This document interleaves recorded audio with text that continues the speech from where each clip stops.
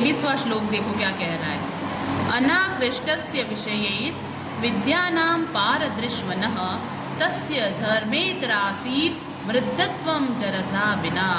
अनाकृष्ट, अनाकृष्ट, आकृष्ट यानी खींचना, अनाकृष्ट दूर रहना। आकृष्ट किसी से आप आकृष्ट हो गए यानी आपको उन्होंने खींच लिया। अनाकृष्ट यानी दूर रहने वाले। किससे दूर रहते थे वह? विषय। विषय किसको कहते हैं? रूप, रस, गंध, स्पर्श, ये विषय। अपन रूप की तरफ आकृष्ट होते हैं, कोई सुंदर दिखता है अपन उधर जाते हैं, कोई शब्द अच्छा गाना सुने दे रहा है अपन उधर जाते हैं। रस, रस किसको कहते हैं? स्वाद, मुंह में पानी आता है। गंध, खुशबू, और स्पर्श, स्पर्श कभी लगता है teddy bear soft soft teddy bear है, ये सारे विषय इसके तरफ अपन क्या हो जाते हैं? आकृष्ट हो जाते हैं। लेकिन ये जो राजा दिलीप थे विषयों के प्रति अनाकृष्ट रहते थे। विषयों से कैसे रहते थे? वह दूर रहते थे, विषयों से दूर रहते। अनाकृष्ट यानी आकृष्ट नहीं होने का अर्थ क्या हुआ? दूर रहते थे।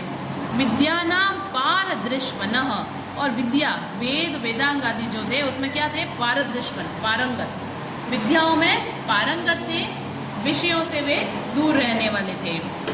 तस्य धर्म इतर आसीत, उनका जो धर्म रति, धर्म में जो उनका अनुराग था, धर्म में जो प्रेम था, आसीद था, कैसा था? वृद्धत्वम जरसा बिना, वो इतने पारंगत हो गए थे तो उसमें बूढ़े हो गए थे, लेकिन उनकी वृद्धावस्था नहीं आई थी। बूढ़े होने का मतलब क्या? अपने विषय में, अपने धर्म में वो इतने पारंगत थे जितने बूढ़े लोग जो होते हैं ना, अनुभव उनके पास वृद्ध के जितना था, लेकिन अवस्था उनकी वृद्धावस्था नहीं थी। तो उनका जो धर्म का पारंगत जो थे वह युवावस्था में भी वृद्धावस्था के समान वृद्धों जैसी गंभीरता उन्होंने प्राप्त कर ली थी। इस प्रकार राजा दिलीप थे। अभी तक क्या चल रहा है कि राजा दिलीप जो है उनमें कितने गुण थे, उनका किस प्रकार से व्यवहार था। और इस श्लोक में क्या कहा कि कैसे वो संयम वाले थे, विद्वान थे और गंभीर स्वभाव वाले थे। 24वां श्लोक देखो। प्रजानां विनयाधानात् रक्षणाद् आभरणादपि स पिता पितरस्तासां केवलं जन्म हेतवः। अब क्या कह रहे हैं कि वो प्रजानाम, प्रजा जो थी, उनकी जो जनता थी, उनकी विनया भावात, विनय किसको कहते हैं? सदाचार, सदाचार आदि की शिक्षा देने के कारण वो प्रजाओं को क्या करते थे? सदाचार की शिक्षा देते थे। रक्षणाद आभरणात् अपि, और क्या करते थे? रक्षा करते थे। रक्षणाद, रक्षा किससे करते थे? किसी से, चोरों से, डाकुओं से, इन सब से रक्षा करते थे। और भरणाद, पोषण भी करते थे। प्रजा वर्ग की क्या करते थे? प्रजा वर्ग को विनय आदि सिखाते थे, रक्षा करते थे, पोषण करते थे। स पिता, इसके कारण वह प्रजा के क्या थे? पिता स्वरूप थे। पितरस्तासाम, उनके स्वयं जो पिता थे ना, जो उसको जिन्होंने पैदा किया था, केवलम जन्म हेतव, सिर्फ जन्म देने के कारण ही थे।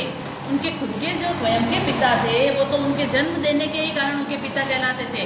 वास्तविक पिता तो कौन थे? प्रजा के राजा दिलीप थे।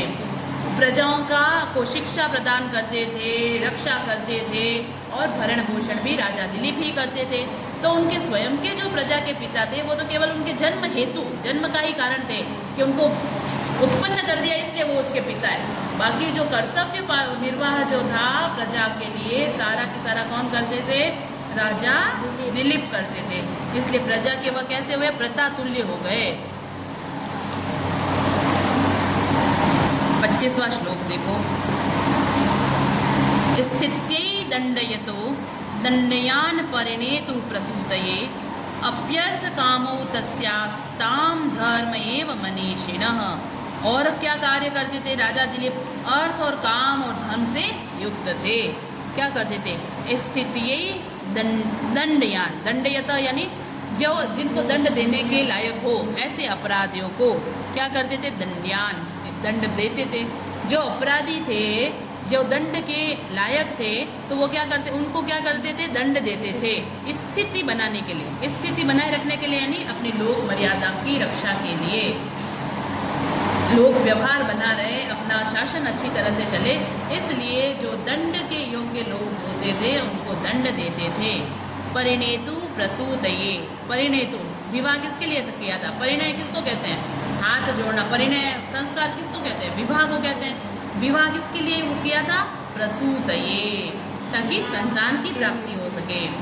दंडनीय को दंड देते थे ताकि उनकी व्यवस्था बनी रहे, और संतान की प्राप्ति के लिए क्या करते थे वह, उन्होंने विवाह किया था।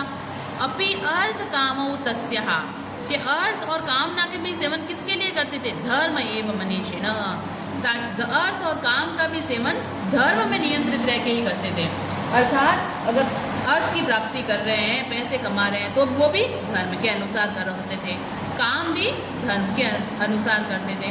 तो अर्थ और काम क्या था, धर्म से नियंत्रित था। अधर्म का पैसा नहीं कमा रहे थे, अधर्म से वह कर नहीं ले रहे थे, अधर्म से किसी को दंड नहीं दे रहे थे, तो उनका अर्थ और कामना भी क्या थी, धर्म से ही नियंत्रित थी।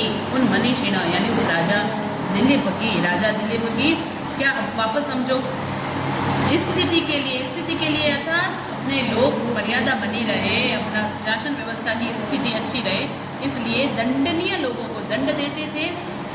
विवाह किसके लिए किया था, संतान के लिए उन्होंने विवाह किया था। अपि भी अर्थ काम भी, अर्थ और कामना भी तस्याः की धर्म एवं, धर्म से ही नियंत्रित थी।